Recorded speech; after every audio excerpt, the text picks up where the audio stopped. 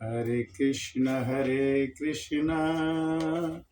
कृष्ण कृष्ण हरे हरे, हरे राम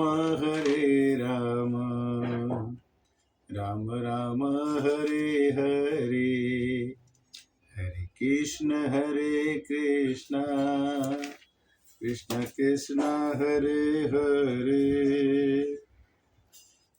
हरे राम राम राम हरे हरे। आज रामचरितमानस मानस ज्ञान के अंतर्गत भाग 194 में हम चर्चा करेंगे कि दैवी संपदा क्या होती है, संतों की संपदा क्या होती है, और संतों की संपदा से मनुष्य क्या प्राप्त कर सकता है। मनुष्य का जीवन कमाने के लिए मिला है, या तो तुम दैवी संपदा बटोर लो या तुम आसुरी संपदा बटोरो। संपदा तो तुम्हारे पास रहेगी। जब दैवी संपदा रहेगी तो आसुरी नहीं रह पाएगी, और जब आसुरी रहेगी तो दैवी नहीं रह पाएगी।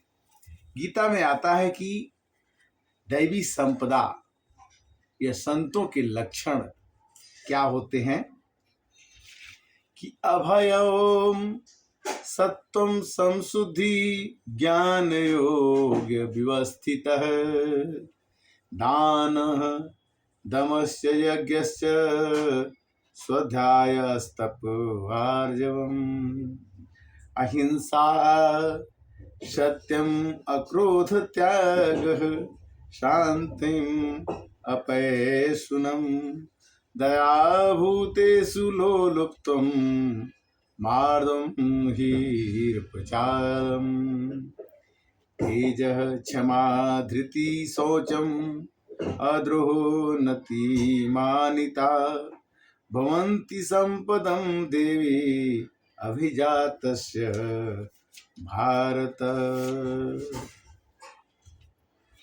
भगवान श्री कृष्ण ने कहा अर्जुन से कि अर्जुन, हमारे भक्त में दैवी संपदा होती है। पहली संपदा है कि हमारा भक्त निर्भय रहता है, वो किसी से डरता नहीं है। प्रहलाद को कहा गया कि तुम्हारे पिताजी तुमको मार डालेंगे, तो बोला कोई बात नहीं, मार जाएंगे हम, कोई बात। एक बार भगवान ने परीक्षा ली किसी राजा की, बोले कि एक पक्षी उड़ के जा रहा था, तो बोले तुम इस पक्षी को बचाना चाहते तो अपने इसके मांस के बराबर अपना मांस काट के दे दो। राजा वो भक्त ने कहा कि हम मांस काट के दे देंगे। उसने हाथ काटा तो एक पक्षी के वजन से हाथ कम हो गया, उन्हें पैर काट दिया, पूरा शरीर काट के देने के बाद भी वो छूटा रहा। भगवान ने कहा कि मैं भक्ति इसी को बोलते हैं। और निर्भयता, मनुष्य के अंदर जब निर्भयता आ जाए तो वो दैवी संपदा कहलाती है। आत्मशुद्धि, निर्मल मन जन सो मोहि पावा, मोहि कपट छल छेद्र न भावा। मनुष्य के अंदर आत्मशुद्धि होनी चाहिए। आत्मा क्या कि प्रेम यमीय जल बिनु रघुराई, अभियंतर मल कबहु न जाई। जो आपसे प्रेम करता है उससे तो आप प्रेम करते ही हैं। जो आपसे घृणा करे उससे अगर आप प्रेम करेंगे तब आपकी आत्मा की शुद्धि हो सकती है। आत्मशुद्धि होनी चाहिए। जब तक हमारे अंदर दूसरे में बुराई दिखती है तब तक हम भगवान की भक्ति नहीं है, और तब तक हमारे अंदर दैवी संपदा का प्रादुर्भाव नहीं हो सकता है। आध्यात्मिक ज्ञान का अनुशीलन। आध्यात्मिक ज्ञान का मतलब है कि हमारे संस्कार अच्छे हों, हमारे विचार अच्छे हों, हमारे व्यवहार अच्छे हों, हमारे से किसी को कष्ट न हो।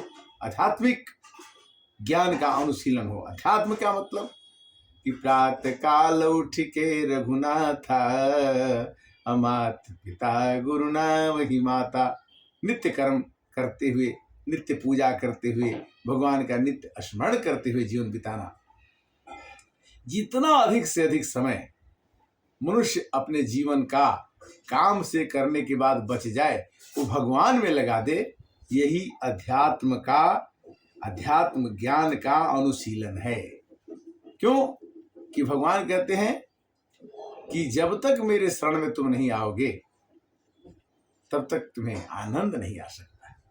आनंद के दाता, हे प्रभु आनंद दाता, ज्ञान हमको दीजिए, लीजिए अपने शरण में। भगवान को अगर हम शरणों में जाते हैं तो ज्ञान आ ही जाता है। दान, मनुष्य के अंदर जब तक देने की क्षमता ना आ जाए, देने की क्षमता, दान करने की क्षमता, विद्या दान, ज्ञान दान, धन दान, विचारों का आदान प्रदान, दान एक प्रकार के नहीं होते, दान भी कई प्रकार के होते हैं। पैसा नहीं तो कोई बात नहीं, ज्ञान का दान दे दीजिए, ज्ञान नहीं तो श्रम दान कर दीजिए। श्रम दान क्या कि मंदिर बन रहा है तो उसमें लेबर का ही काम कर दीजिए। दान का ये मत कहिए कि हम धनी नहीं तो हम दान नहीं दे सकते। दान can be given in any form. पैसा से ही दान नहीं होता है। दान जब तक मन सा वाचा कर्मणा, मन से, वाणी से और कर्म से सोचेंगे केवल कि हम किसी गरीब को खिला दें, आप नहीं भी खिलाएंगे तो आपको उसका पुण्य लग जाएगा। क्यों कि रामचरितमानस में एक चौपाई आती है कि कली के अस पुनीत परितापा और मानस पुण्य हो ही नहीं पापा। कलयुग में किसी के पास किसी के प्रति अच्छा सोचने का समय नहीं होता। हमेशा आदमी ऐसे कामों में व्यस्त रहता है कि भगवान की चिंता न करके अपनी ही चिंता में लगा रहता है। आत्मसंयम, आत्मसंयम क्या है? गुस्सा, क्रोध, घमंड। अब आत्मसंयम, कोई चीज देख लो, दूध गिर रहा है, चाहे कोई भी चीज हो रहा है तो तुरंत आत्मसंयम आदमी खो देता है। और खो करके जो क्रिया नहीं करनी चाहिए वो क्रिया वो कर बैठता है। तो आत्मसंयम नहीं रहने से एक नहीं हजारों बीमारियां होती हैं। और आत्मसंयम को बनाने के लिए हमारे पास इंद्रियां हैं। कान है अच्छा सुनने के लिए, नाक अच्छा सुनने के लिए, मुंह अच्छा बोलने के लिए, पैर अच्छी जगह जाने के लिए। मतलब जो भी काम हमको, जो इंद्रिय मिली है उससे सत कर्म करना है, तब जा करके हमारे अंदर दैविक गुण का प्रादुर्भाव हो सकता है। आत्मसंयम होना चाहिए। हमारी आत्मा संयम रहे, हमारी आत्मा की सोच ऊंची हो। जिसकी सोच ऊंची होती है वही ऊंचा कर सकता है और उसी में दैविक गुण। यज्ञ परायणता, केवल हवन करना ही यज्ञ परायणता नहीं। खाना खाना, खाना बनाना, सेवा करना, विद्या अध्ययन करना, हर एक काम एक यज्ञ है। और यज्ञ को इतने सावधानी के साथ करना चाहिए जिससे कि मनुष्य के अंदर में घमंड ना आ जाए कि मैं ये काम कर रहा हूं। भगवान तो सब कर रहे हैं, केवल अपने भक्त को इतना पावर दे देते हैं कि वो इतना कर बैठता है कि उसको विश्वास ही नहीं होता कि ये काम हो गया। भगवान अपने भक्त को इतना चाहते हैं कि अपना मान भले टल जाए, भक्त का मान न टलते देखा। अपने भक्त के खातिर प्रभु को नियम बदलते देखा। भगवान ने नारद जी के कारण से अपने को नर रूप धर करके राम के रूप में उतार लिया। भगवान ने हिरण्यकश्यप को मारने, प्रहलाद के लिए, हिरण्यकश्यप राक्षस को मारने के लिए प्रहलाद का अवतार लिया।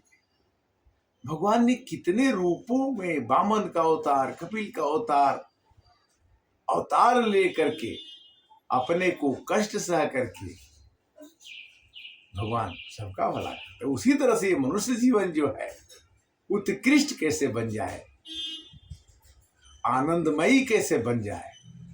आपका 100 वर्ष का जीवन कितना आनंदमय होना चाहिए, ये आपके हाथों पे है। दूसरा कोई नहीं कर सकता है। आपको अपने खुश रहना है।